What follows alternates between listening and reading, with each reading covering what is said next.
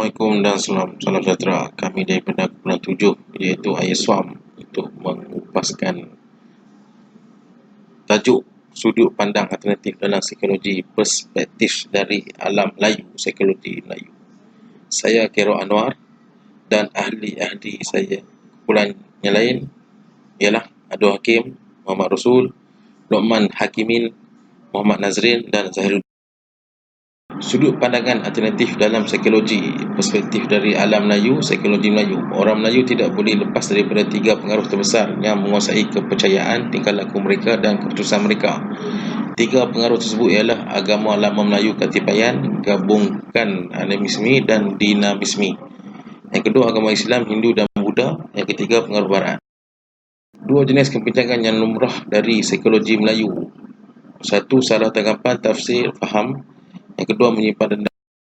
Untuk salah tanggapan, tafsir, faham merupakan salah satu masalah psikologi asas orang Melayu yang akhirnya dapat menyumbang kepada pelbagai lagi masalah pemahaman orang Melayu.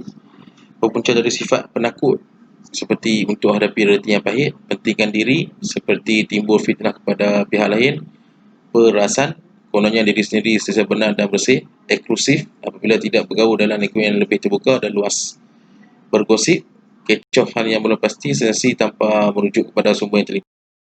Kesan kepada salah tanggapan seperti paranoid, persangka buruk, benci kepada hal, benda atau individu tertentu, bias tidak adil kepada pihak yang disalah tafsir tersebut, fobia kepada segala hal yang berkaitan pihak yang disalah anggap tersebut. Lain-lain kesan negatif yang dapat memudaratkan ukhuwah sesama manusia, terutamanya orang Melayu Islam. Menyimpan dendam pula, masalah klasik orang Melayu sejak berzaman-zaman, yang juga masalah kepada bangsa-bangsa lain di dunia ini. Dendam dapat berpunca dari pelbagai sebab. Dendam adalah manifestasi ego, geram, benci dan boleh juga jadi dengki. Dendam akan mengakibatkan perbuatan zalim yang lain seperti khianat, contoh tikam belakang, sabotaj, fitnah, penganiayaan, akibat tidak berlaku adil, perihal yang lebih penting atau lebih baik tidak dipertahankan demi memuaskan nafsu si pendendam. Personaliti menurut perspektif Islam. Definisi personaliti mengikut Kamus Dewan, kepribadian dan perwatakan. Sifat-sifat yang ada pada seseorang, cara dia berfikir, berpersepsi, beremosi dan lain-lain yang membolehkannya dibezakan dengan orang lain. Personaliti mengikut Imam Al-Ghazali pula terdapat 2. 1. Personaliti yang terpuji, mahmudah. Personaliti yang tidak terpuji, mazmumah. Gagasan personaliti Al-Ghazali dibahagi kepada 4, iaitu Al-Qalb ataupun hati, mempunyai 2 pengertian. Segumpal dagingnya berbentuk bulat panjang dan terletak di sebelah dada manusia dikenali sebagai hati jasmani, bersifat ketuhanan, rabbaniyah dan ruhaniyah atau dikenali sebagai hati rohani.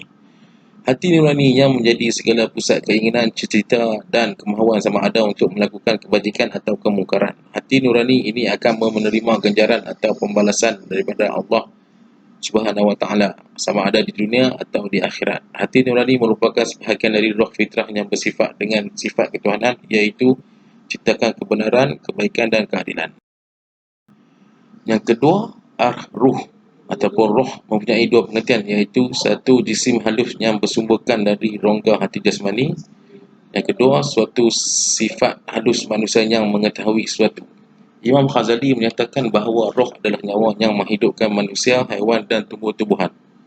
Roh manusia akan kekal, manakala roh haiwan dan tumbuh-tumbuhan akan musnah.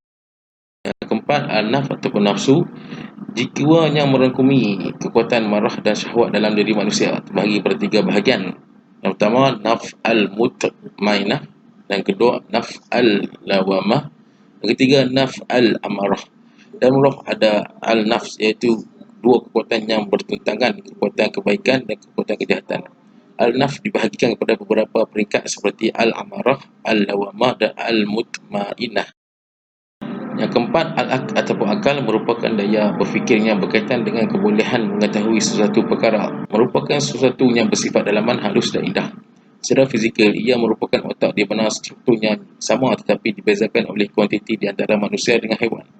Dari segi kerohanian, akan merupakan keupayaan untuk menganggap ilmu pengetahuan tentang hakikat segala hal. Ia berusaha melaksanakan perintah al-qalb untuk tujuan kebaikan atau keburukan. Al-aql berfungsi menyampaikan ilmu pengetahuan, mempengaruhi, menyucikan dan menghampirkannya kepada Allah Subhanahu wa ta'ala.